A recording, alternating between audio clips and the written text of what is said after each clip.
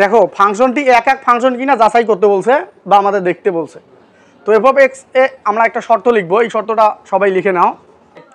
যদি যদি এবং এবং কেবলমাত্র যদি যদি এবং কেবলমাত্র যদি F of A equal to F of B হয়, এই জিনিসটা লিখে নিতে হবে। তো এখান থেকে আমরা এফ অফ এটা বের করে নেব।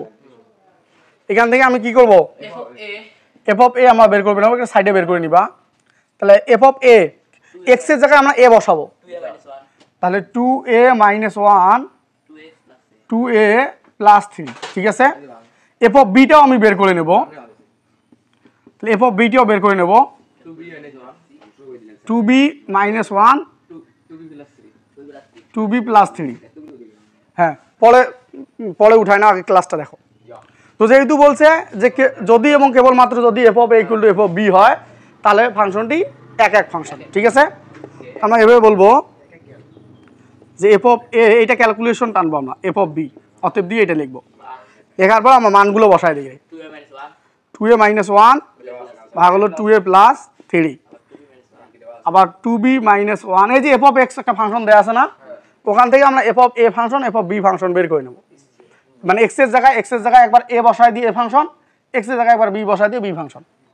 তো বসায় দেওয়ার পরে আমরা এইটা এখন ক্যালকুলেশন টানবো 2b + 3, কারণ আড়াআড়ি গুণন করবো 2a - 1 আর 2b + 3, 2a + 3 তার সাথে 2b - 1, এই যে আড়াআড়ি গুণ করবো, এইটার সাথে এটা গুণ, এইটার সাথে এটা গুণ, ঠিক আছে। এখন এটা গুণ করে দাও, এখন গুণ করে দাও 4ab + 6a, আবার এটা -2b আর মাইনাসে প্লাসে -3, ঠিক আছে। এটা দিয়ে একটা গুণন টানবা, এখন পরেরটার একটা গুণন টানো এটা দিয়ে, আবার 4ab, আবার এটা দিয়ে -2a, আবার এইটা দিয়ে গুণ করব +6b আর -3, ঠিক আছে। তো দেখো এখান থেকে এ গুলো এক পাশে নেব, বি গুলো এক পাশে নেব। তো দেখো এই যে 4ab, এই যে 4ab উভয় দিকে একই জিনিস থাকলে বাদ যায়, কারণ এটা প্লাস অবস্থা আছে, এটা এই পাশে আসলে কি হবে, মাইনাস হবে। এই যে -3টা ওই দিকে গেলে +3 হবে, তার মানে উভয় দিকে -3 আমি তুমি বাদ দিতে পারো, এগুলো মনে মনে বাদ দিবা। এই যে 4ab, এই যে 4ab বাদ দিয়ে দিলাম। তাহলে এখানে দেখো তোমার 6a, এই যে 2aটা এদিকে নিয়ে এসো +2a, তারপর এখানে 6b, এই -2bটা ওইদিকে নিয়ে যে +2b বানাও।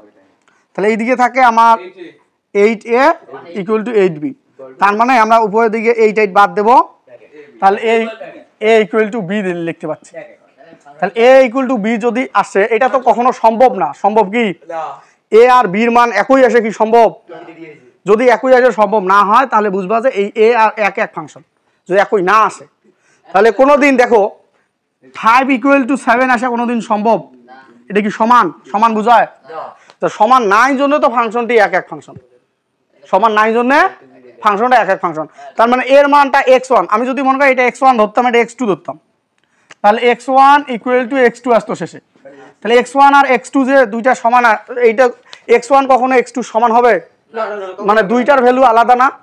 এইরকম যদি দুইটার ভ্যালু আলাদা আলাদা আসে শেষ পর্যন্ত দেখো, তাহলে দেখবা যেহেতু সমান নয়, তার মানে আমরা বলবো যে এই ফাংশনটি এক এক ফাংশন। অবশ্যই বুঝতে পারছো, এক এক ফাংশন মানে এই ফাংশনের যে কোনো একটা ডোমেন x এর মান বসাইলে আলাদা একটা তুমি মান পাবা, x এর মান আলাদা আরেকটা বসাবা, আর একটা মান পাবা, তুমি অন্য একটা মান পাবা।